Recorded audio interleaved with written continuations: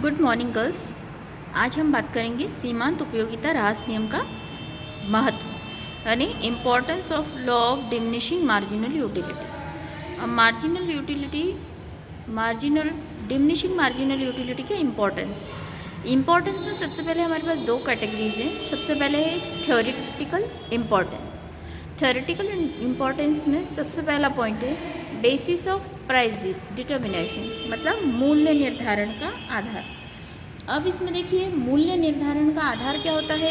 Marginal diminishing utility में हमारा मूल्य निर्धारण मतलब हमारी प्राइस डिटर्मिनेशन किससे होगी, प्राइस के अकॉर्डिंगली। मतलब ये नियम हमारे वस्तु के मूल्य का निर्धारण में सहायक होता है।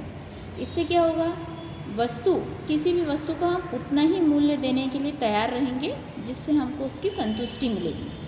अगर वस्तु की पूर्ति बढ़ने पर उसके मूल्य में अगर हमको कमी आएगी, है ना, मतलब हमारा पूर्ति हमको ज़्यादा लग रही है और उसके रेट में कमी हुई है, और या फिर हमको रेट कम पड़ रहा है और उसमें किसी भी टाइप की कोई भी डिफरेंसेस हो, तो हम उसमें ये नियम का महत्व है। ठीक है। फिर है basis of law of demand, है ना। अब डिमांड का आधार, अब मांग के नियम में क्या है, हमारा मांग के नियम पर आधारित है ये। ठीक है। मांग के नियम में जितनी अधिक उपयोगिता होगी हम उतनी ही क्या कर देंगे, उतनी ही उसकी कीमत का अधिक मूल्य देने के लिए तैयार रहेंगे। मतलब हमारा बेसिस ऑफ क्या है, मांग के नियम के आधार पर जितनी हमको ज़रूरत होगी उसी हिसाब से हम उसका पेमेंट करेंगे, अदरवाइज हम उसको पेमेंट नहीं करेंगे। ठीक है। फिर देन थर्ड पॉइंट है बेसिस ऑफ कंज्यूमर सरप्लस, अब उपभोक्ता की बचत, है ना। आपको भी पता है कि हमारे पास में जो सेविंग्स होती हैं, ठीक है, सेविंग्स के आधार पर अगर हमको कोई भी एक कमोडिटी परचेस करनी है जिसकी हमको बहुत ज़्यादा क्या है यूनिट्स परचेस करनी है और हमको धीरे धीरे उससे क्या मिल रही है, हमको सेटिस्फेक्शन मिल रहा है, पर अगर हम अधिक मात्रा या अधिक हम उसकी कमोडिटी खरीदने पर क्या करते हैं, दूसरी वस्तु को खरीदना ठीक समझते हैं, है ना। तो ये क्या है, इसमें हम बचत भी देखते हैं कि हमको सेम प्राइस में अगर हमको कोई दूसरा प्रोडक्ट मिल रहा है तो हम क्या करेंगे, हम उस दूसरे प्रोडक्ट को क्या कर देंगे, यूटिलाइज करेंगे बजाय इस प्रोडक्ट के। तो ये हमारे 3 सैद्धांतिक इम्पोर्टेंस है। इसके बाद में प्रैक्टिकल इम्पोर्टेंस मतलब व्यवहारिक महत्व। पहला व्यवहारिक महत्व क्या है, हमारा उत्पादन का आधार। अब इसमें सबसे पहले हमारा उत्पादन का आधार क्या रहता है, नई नई वस्तुओं का उत्पादन जो होता है, क्योंकि आपको सभी को पता है कि एक जैसी वस्तुएं लेकर के हर इंसान क्या हो जाता है, बोर हो जाता है ना। तो हमको क्या है, कोई नई वस्तु रहती है तो उससे हमारी क्या होती है, उपयोगिता भी बढ़ जाती है और हमको संतुष्टि ज़्यादा मिलती है। तो व्यवहारिक महत्व क्या है कि लोग एक ही वस्तु को खरीद के बोर हो जाते हैं, है ना। फिर उसके मन में second point basis of modern tax system. अब हमारा इसका आधार क्या है, हमारे यहाँ की कर नीति, है ना, या कर प्रणाली। ठीक है। अब हमारे यहाँ की कर प्रणाली भी इस पर आधारित है। धनी लोगों पर अधिक क्या करती है, कर लगाती है। मतलब जो हमारे यहाँ पर जो कहना चाहिए कि रिच पीपल्स हैं उन पर क्या करते हैं, ज़्यादा क्वांटिटी में क्या किया जाता है, टैक्स किया जाता है, लगाया जाता है या टैक्स चार्ज किया जाता है।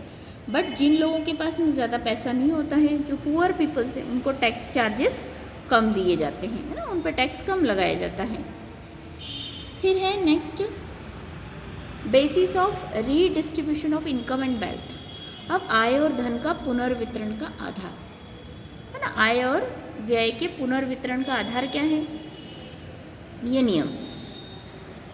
ठीक है। इसके अंतर्गत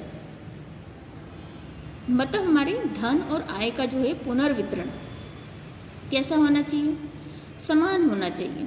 नहीं तो क्या होगा, निर्धन वर्ग धन की तुष्टि गुण की अपेक्षा में बहुत ही ज़्यादा गरीब होता जाएगा और धनी वर्ग उसको और ज़्यादा धनी होता जाएगा, है ना। तो इसका हमको क्या करना पड़ेगा कि आय और व्यय के बीच में हमको क्या करना पड़ेगा, उसका सही तरीके से पुनर्वितरण भी करना ज़रूरी है। फोर्थ पॉइंट है गाइड्स फॉर प्रॉपर एक्सपेंसेस। ठीक है। उचित व्यय हेतु मार्गदर्शन, है ना। अब क्या है, ये नियम उपभोक्ता को क्या कर रहा है या कंज्यूमर को क्या कर रहा है, एक वस्तु पर अधिक व्यय न करके उचित व्यय करने का मार्गदर्शन दे रहा है कि हम हमारी मैक्सिमम सेटिस्फेक्शन के लिए हम कितना कम से कम एक्सपेंसेस करें। ठीक है, अब इसके बाद बात करेंगे हम उपभोक्ता संतुलन। अब उपभोक्ता संतुलन है कंज्यूमर इक्विलिब्रियम।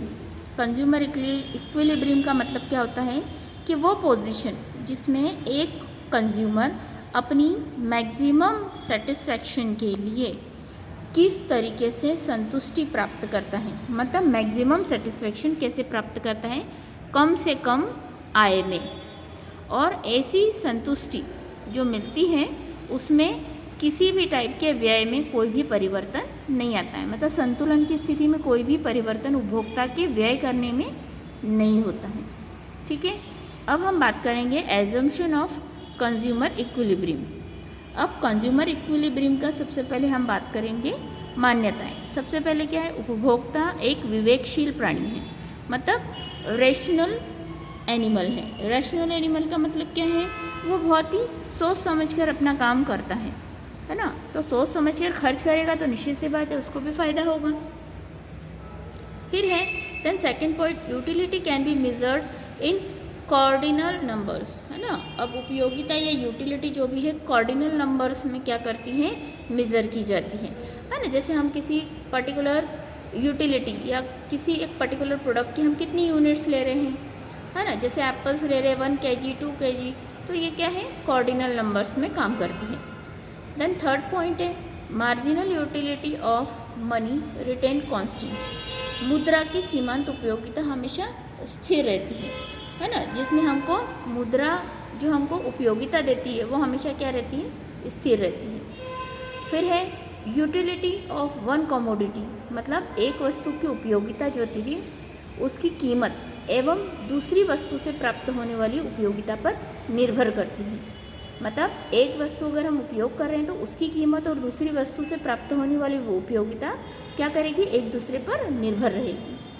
और फिफ्थ पॉइंट है उपभोक्ता की आय में कोई परिवर्तन नहीं होता है। जब भी ये नियम लागू होता है उपभोक्ता की आय में कोई भी परिवर्तन नहीं होता है। आज के लिए इतना ही, नेक्स्ट सेशन में हम आगे के बारे में पढ़ेंगे।